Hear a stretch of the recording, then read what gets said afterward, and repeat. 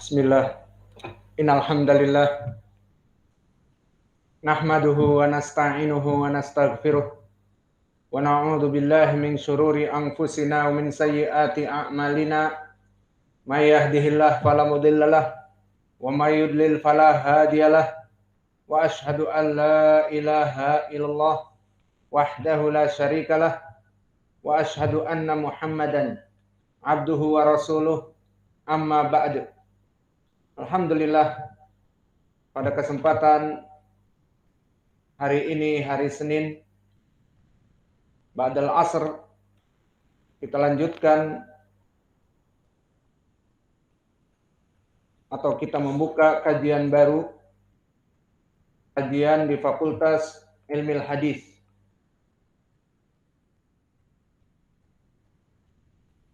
Dalam kajian Sahih Al-Bukhari dari kitab At-Tauhid.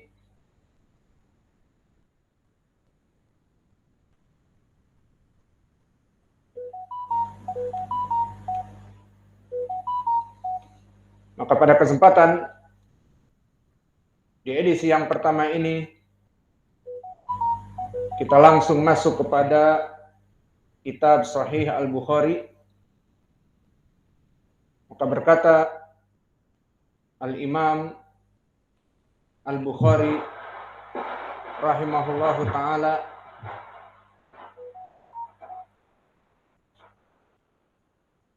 di dalam sahihnya, Bismillahirrahmanirrahim, Kitabut Tauhid. Maka memulai Syekh Al-Bukhari dengan ucapannya basmalah, dan ini telah kita bahas di pelajaran yang lalu tentang permasalahan pembacaan Al-Basmalah di dalam setiap kita melaksanakan kajian ataupun tulisan. Maka tinggal mengikuti pelajaran-pelajaran yang lalu, seperti pelajaran yang paling dekat dari pelajaran yang baru pembahasan basmalah adalah Syarah Al-Baiquniyah. Qala al-Imam Al-Bukhari rahimahullahu ta'ala, Bismillahirrahmanirrahim, Kitabut Tauhid. Maka dengan menyebut nama Allah Jalla wa'ala, memulai al-Imam Al-Bukhari dengan ucapan Bismillahirrahmanirrahim, yang mana telah kita jelaskan di berbagai pelajaran yang lalu bahwa ucapan Bismillahirrahmanirrahim adalah ucapan yang sangat baik. Dan telah kita jelaskan di pelajaran yang lalu tentang keutamaannya, bisa dirujuk yang paling dekat di kajian Syarah Al-Baiquniyah. Maka kami sebutkan di sana keutamaan menyebutkan Bismillahirrahmanirrahim. Adapun hadis kullu amrin dibalin la yubda'u bil basmalah fahuwa aqta aw abtar, segala perkara yang tidak diawali dengan basmalah maka dia itu terputus dari barokah. Maka hadis ini sayang adalah hadis yang dhaifun jiddan, dikarenakan di sanadnya ada Muhammad ibnu Imran yang ma'ruf dengan Ibnul Jindi, dan dia adalah rawi yang dhaifun jiddan. Adapun ucapan Kitabut Tauhid, kenapa kitabu marfu? Karena dia adalah khobar dari mubtada yang mahdhuf takdiruhu hadza Kitabut Tauhidi. Maka kitabu di sini khobar dan dia mudhaf ilaih, dan dia mudhaf, dan tauhid mudhaf ilaih. Adapun lafdhu tauhid, maka dia adalah masdar dari wahada yuwahidu tauhidan, bermakna menjadikan satu.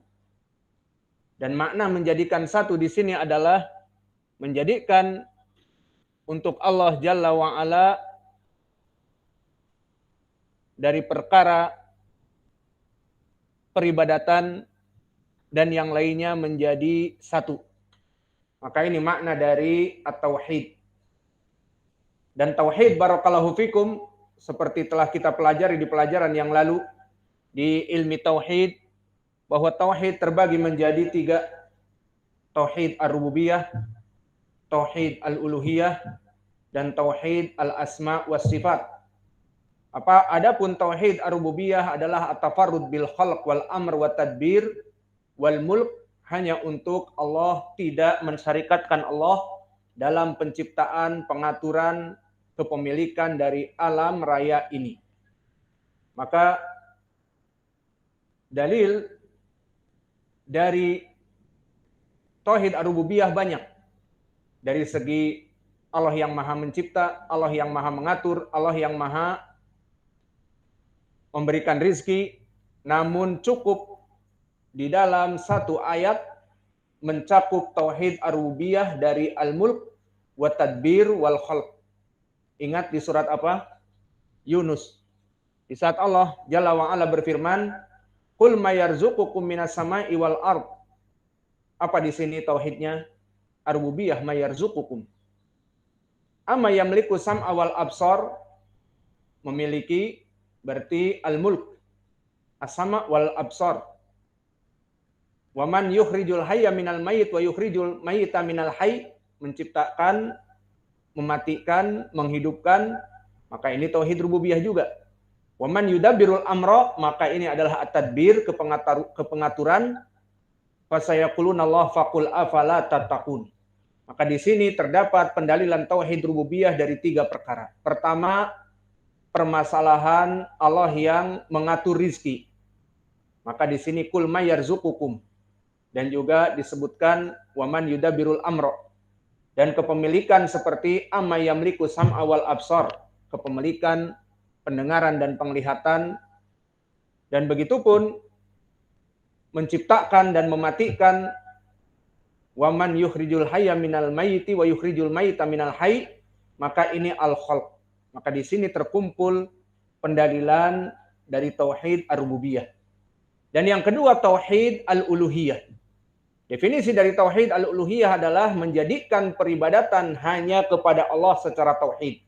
Maka di sini yang diinginkan dengan tauhid al-uluhiyah adalah hakikat pengutusan nabi dan rasul ke seluruh umat, yang tujuannya adalah tauhid al-uluhiyah. Yang mana tujuannya menyembah hanya kepada Allah saja. Seperti Allah berfirman, wa'budullah wa la tusyriku bihi syai'a. Maka Allah mengutus kepada setiap makhluk rasul untuk mempraktekkan tauhid al-uluhiyah ini. Walaqad ba'atsna fi kulli ummatin rasulan an ya'budullah wajtanibut taghut. Bahwa kami telah mengutus anytime, anywhere para rasul kepada siapapun dari umat untuk melaksanakan tauhid. Dan yang ketiga, tauhid al-asma was sifat. Maknanya kita memberikan nama yang berhak untuk Allah seperti Bismillah Ar-Rahman Ar-Rahim. Itu nama Allah Ar-Rahman Ar-Rahim. Maka kita memberikan nama untuk Allah yang Allah sebutkan di Al-Quran ataupun di hadis. Dan yang kedua, dari tauhid al-asma was sifat, kita menyifatkan Allah dari apa yang Allah sifatkan atas dirinya di Al-Quran dan di hadis-hadis yang sahih, tanpa mentakwilnya, tanpa mentakyif bagaimananya, tanpa menafikannya, dan kita menerima sesuai apa adanya dari nusus Al-Quran dan Sunnah. Contohnya, apakah Allah mempunyai wajah? Kita katakan na'am. Harus kita sifatkan Allah mempunyai wajah. Ini contohnya. Mana dalilnya? Di Al-Quran. Wa yabqa wajhu rabbika dzul jalali wal ikram. Maka di hari kiamat kelak hancur semuanya yang bernyawa, dan yang tersisa hanya wajah Rabb kamu, wajah Rabb kalian. Maka di dalam ayat ini dinisbatkan wajah untuk Allah. Maka bagaimana sikap ahlu sunnah? Menetapkan Allah mempunyai wajah. Adapun setelah itu ditakyid, wajahnya Allah tidak seperti makhluknya. Maka wajah Allah seperti siapa? Tidak seperti makhluknya. Tidak seperti binatang film Tom Cruise yang maco misalnya. Maka Allah jauh dari itu. Lebih baik dan bahkan tidak bisa dicontohkan dengan makhluk. Dan yang begitu pun contohnya tidak boleh mentakif bagaimana wajahnya. Apakah wajahnya 1 atau 2 atau 3 atau 10 dasa muka dan sebagainya? Tidak. Dan begitu pun tidak boleh menafikan dan mentakwilkan makna wajah adalah misalnya maknanya adalah keinginan. Maka dari mana wajah ditafsirkan kepada keinginan, ditakwilkan? Maka ini makna dari tauhid al-asma was sifat. Kenapa kita jelaskan di sini pembahasan kita adalah hadis Sahih Al-Bukhari, kemudian kita masuk kepada tauhid definisinya dan pembagiannya, karena nanti kita akan masuk kepada hadis-hadis di Sahih Al-Bukhari tentang kitab tauhid yang akan kembali kepada tauhid imar rububiyah ataupun tauhid al-uluhiyah ataupun tauhid al-asma was sifat. Fahimtum? Maka kenapa kami menjelaskan di sini makna tauhid dan penjelasannya. Selesai dari ucapan Al-Imam Al-Bukhari kitab tauhid. Sekarang kita masuk kepada bab yang pertama. Qala Al-Imam Al-Bukhari rahimahullahu taala, babun ma jaa fi du'ain Nabi sallallahu alaihi wa ala alihi wasallam ummatahu ila tauhidillah tabaraka wa taala. Bab yang pertama, bahwa telah datang khabar Nabi Muhammad sallallahu alaihi wa ala alihi wasallam menjadikan dai-dai untuk berdakwah kepada tauhid. Ini bab yang pertama di dalam kitab tauhid. Imam Al-Bukhari menjadikan di dalam bab ini hadis-hadis yang nanti akan datang, 2 hadis. Bagaimana hadis yang datang dari Ibnu Abbas, yang satu pendek dan yang satu panjang, bahwa Nabi mengutus Mu'adz ke Yaman. Dan hadis ini masyhur.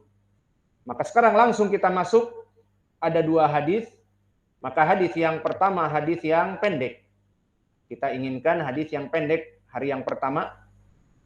Dan yang kedua nanti besok insya Allah hadis yang panjang.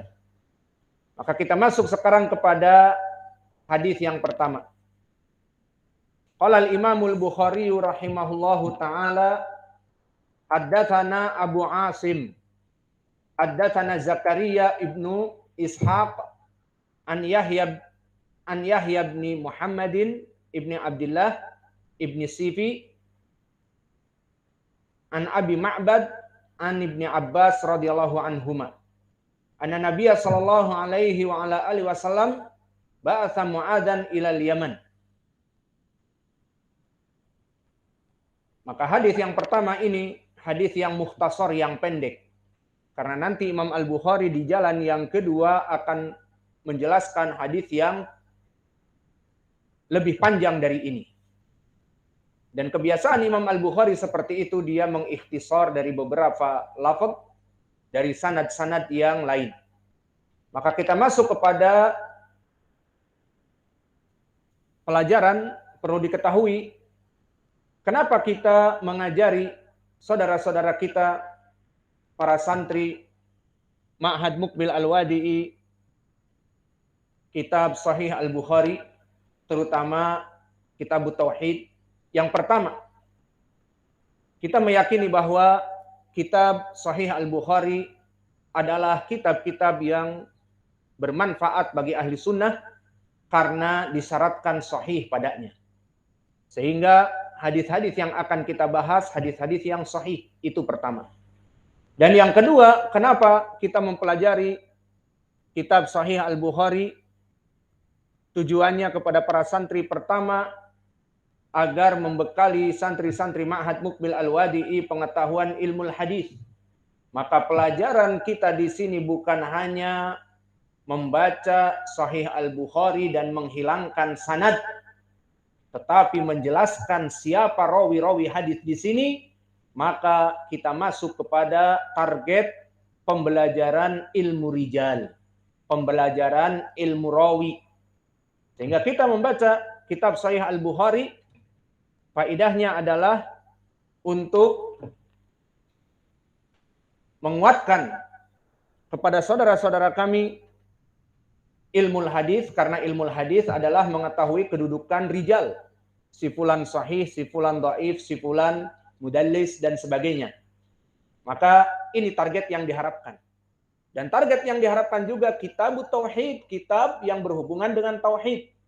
Maka ini perkara yang sangat penting bagi para santri mengetahui pengesaan Allah dari segi al-asma wa sifat, dari segi ar-rububiyah dan dari segi al-ubudiyah ataupun tauhid al-ibadah. Maka keutamaannya sangat besar di saat kita mempelajari kitab Sahih Al-Bukhari. Namun yang diinginkan di sini adalah pengetahuan ilmu hadis, terutama ilmu rijal. Sehingga kita akan membaca pelajaran Sahih Al-Bukhari dengan penjelasan semuanya dari matanya tentang akidah dan tauhid ahli sunnah wal jamaah, dan tentang sanad-sanadnya, dan tentang babnya. Maka kita mempelajari kitab Sahih Al-Bukhari semuanya. Qala al-Imam Al-Bukhari rahimahullahu taala haddatsana Abu Asim. Abu Asim dilaqabi masyhur dengan An-Nabil. Ma makna Nabil? Ma makna An-Nabil? Ada yang tahu makna Nabil? Nabil adalah cerdik, cendikia, pandai, berilmu. Maka Abu Asim dia masyhur dengan laqab. Nabil itu adalah laqab, bahwa dia orang yang cerdik. Itu yang asalnya. Namun nanti akan ada penjelasan dari para ulama apa makna Nabil. Makna Nabil asalnya di lughah Arabiyah adalah cerdik, cendikia. Maka dia Abu Asim, namanya siapa kalau begitu? Ad-Dhahhak ibnu Makhlad Asy-Syaibani Al-Basri. Berarti dari mana dia? Dari Basrah, Irak. Kedudukan dia di ilmi al-hadis thiqatun sabtun. Apa makna thiqatun sabtun? Dia ada di kedudukan paling tinggi dari tautsik, dari rawi-rawi yang dipuji oleh para ulama. Maka ucapan thiqatun sabtun menandakan dia kedudukannya imam. Kedudukannya di atas dari thiqah saja. Maka mana pendalilan dari para ucapan ulama? Di antaranya seperti ucapan Abu Daud As-Sijistani di saat ditanya oleh muridnya Abu Ubaid Al-Ajuri di dalam soalatnya, bagaimana pendapatmu tentang An-Nabil Ad-Dhahhak ibnu Makhlad? Berkata Abu Daud, kana yahfadu qadra alaf hadis, bahwa dia seorang muhadis yang menghafal 1000 hadis. Dan berkata Muhammad ibnu Sa'ad, kana thiqatun faqih, dia adalah rawi yang thiqah dan mempunyai ilmu fikih, dan dithiqahkan oleh Imam Ibnu Ma'in. Maka ini kedudukan dia dari ilmu jarhi wa ta'dil. Adapun kedudukan dia dari rutbah, apa makna rutbah? Dari tabaqah, dia hidup di zaman siapa? Apakah dia seorang sahabi? Apakah dia seorang tabi'i? Apakah dia itba'ut tabi'i? Atau di bawahnya? Jawabnya di bawahnya. Dia fi tabaqah at-tasi'ah, tabaqah yang ke-9. Dan tabaqah at-tasi'ah adalah tabaqah dari guru-gurunya Imam Al-Bukhari. Berarti dia adalah tabaqah yang paling kecil dari tabaqah at-tabi'in. Afwan, dari itba' at-tabi'in. Berarti di bawah lagi dari para itba' at-tabi'in. Berarti zahirnya wallahu a'lam mungkin di akhir dari kurun al-mufaddalah. Maka yang hidup di zaman ini tabaqah at-tasi'ah selain dari Abu Asim An-Nabil Ad-Dhahhak ibnu Makhlad sebagai gurunya Imam Al-Bukhari juga siapa?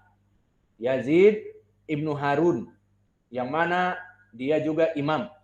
Siapa lagi? Imam Asy-Syafi'i, jelas imam muhaddits. Dan Abu Daud At-Tayalisi, dan Abdul Razzaq ibnu Hammam As-San'ani, dan juga Musa ibnu Ismail Al-Minqari At-Tubudaki. Maka inilah dari tabaqah yang ke-9, maka dia adalah rawi yang merupakan guru-gurunya Imam Al-Bukhari.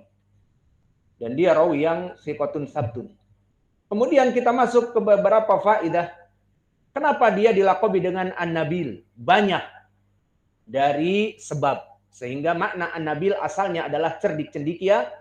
Namun bisa juga An-Nabil itu maknanya lain sesuai dengan asbabul wurud disebutkan oleh para ulama kenapa dilaqabi An-Nabil. Maka disebutkan dilaqabi An-Nabil oleh para ulama seperti Ibnu Juraid melaqabi dia An-Nabil, yang mana Ibnu Juraid termasuk dari gurunya,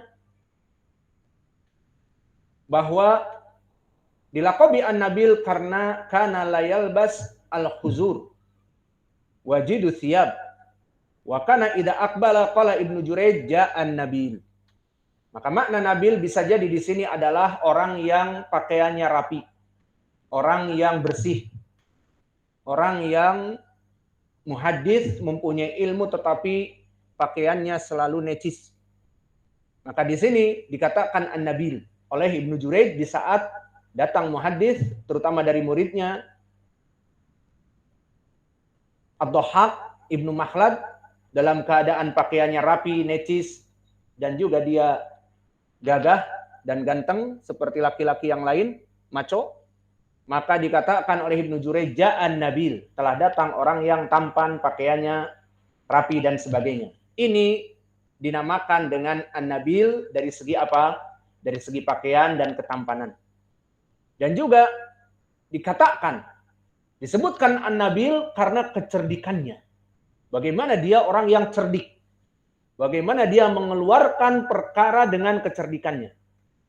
Suatu hari Syu'bah halafa an la yuhadditha ashabal hadis syahron. Imam Syu'bah Ibnul Hajjaj, imam muhaddits, datang dari berbagai negeri untuk menuntut ilmu ke negeri Wasit di Irak. Dari berbagai negeri datang ke Wasit, ke Irak, untuk menuntut ilmu kepada Syu'bah, imam ilmu hadis. Namun karena dia mungkin capek dan lelah, boring, bosan, maka dia bersumpah, aku tidak akan meriwayatkan hadis 1 bulan. Bersumpah, demi Allah tidak akan meriwayatkan hadis 1 bulan. Kalau alam istirahat, capek, bosan, meriwayatkan terus. Kita seperti kita mengajar terus, bosan. Akhirnya itulah yang dilakukan oleh Syu'bah. Fabalagha dzalika Aba Asim faqasadahu fadakhala majlisahu falamma sami'a minhu hadal kalam, maka terdengar oleh Makhlad Ad-Dhahhak Ibnu Makhlad tentang sumpahnya Imam Syu'bah. Dan Khalid dan Ad-Dhahhak Ibnu Makhlad, Abu Asim, dia seorang muhaddits yang memang kebetulan sedang berjalan kepadanya. Kemudian mendengar Imam Syu'bah telah bersumpah 1 bulan. Masa menunggu 1 bulan? Menunggu untuk Imam Syu'bah keluar dari sumpahnya, maka dia malah masuk sengaja kepada Imam Syu'bah dan berkata, hadits, berikan kepadaku ilmu hadis, ajari aku ilmu hadis. Padahal dia Syu'bah telah bersumpah tidak akan mengajari riwayat ilmu hadis. Qala hadits, riwayatkan aku ilmu hadis. Wa gulamil attar hurrun liwajhillah kafarah an yaminik. Maka aku lepaskan budakku Attar untuk membayar kafarahmu, sumpah kamu wahai Syu'bah. Fa'ajabahu dzalik. Maka Syu'bah akhirnya menyetujui dan menyukainya, li'annahu kana fa lukiba bin nabi.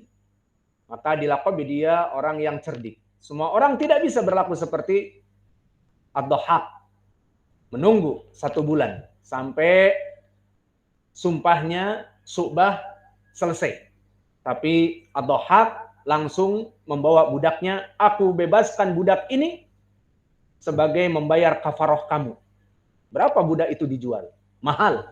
Diberikan kepada Syu'bah untuk membayar kafarah yang hanya memberikan makan 3 hari ataupun puasa, memberikan makanan 10 orang ataupun puasa 3 hari. Iya. Maka di sini dikatakan oleh Imam Syu'bah, huwa nabil, maka dia cerdik, mengeluarkan aku dari sumpahku. Dan para ulama rindu untuk mengajar. Maka akhirnya dia mengajar. Ini ucapan yang kedua. Maka dapat Nabil itu dari segi akal tadi cerdik, dan juga dari segi apa? Pakaian yang rapi. Dan yang ketiga, dari hidungnya yang panjang. Karena dia dari Arab. Wa qila li annahu kana kabirul anf. Bahwa dia dulu hidungnya sangat besar, maka dilaqabi dengan An-Nabil. Jadi An-Nabil juga adalah Al-Anfut Tawil. Disebutkan kisah bahwa dulu dia di saat menikahi perempuan, maka di saat bulan madu, maka perempuan ini jauhkan dariku kakimu. Ib'ad anni rukabak. Jauhkan dariku kakimu. Dikatakan ini bukan kaki, ini hidung. Karena saking panjangnya. Dan walau alam mungkin gelap. Yang jelas seperti itu. Malam pertama. Sengaja gelap-gelapan. Yang jelas. Katanya istrinya berteriak. Jauhkan dariku kakimu. Bukan kaki, ini hidung. Karena panjangnya. Al-Muhim dikatakan An-Nabil dari itu juga. Yang jelas dia dilaqabi An-Nabil. Dari manapun sebabnya tidak menjadi apa-apa. Yang jelas dia An-Nabil, siapa namanya tadi?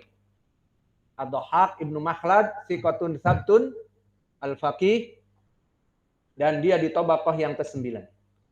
Kemudian berkata Al-Imam Al-Bukhari, An Zakaria Ibni Ishaq.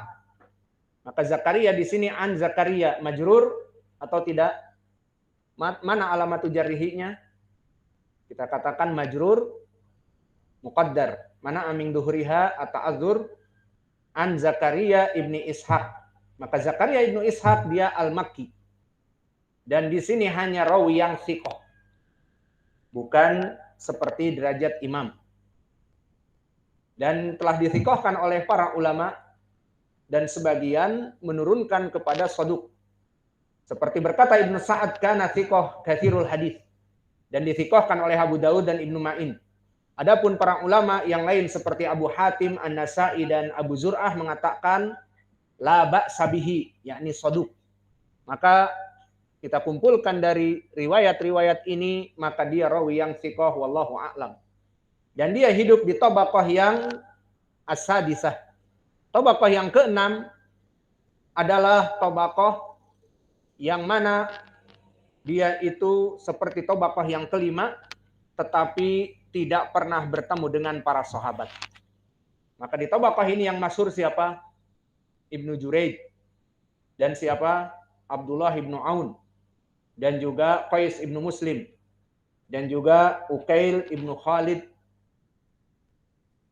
Al-Umawi Al-Aili min asbatinas dari Az-Zuhri. Dan juga Auf Ibnu Abi Jamilah Al-A'rabi.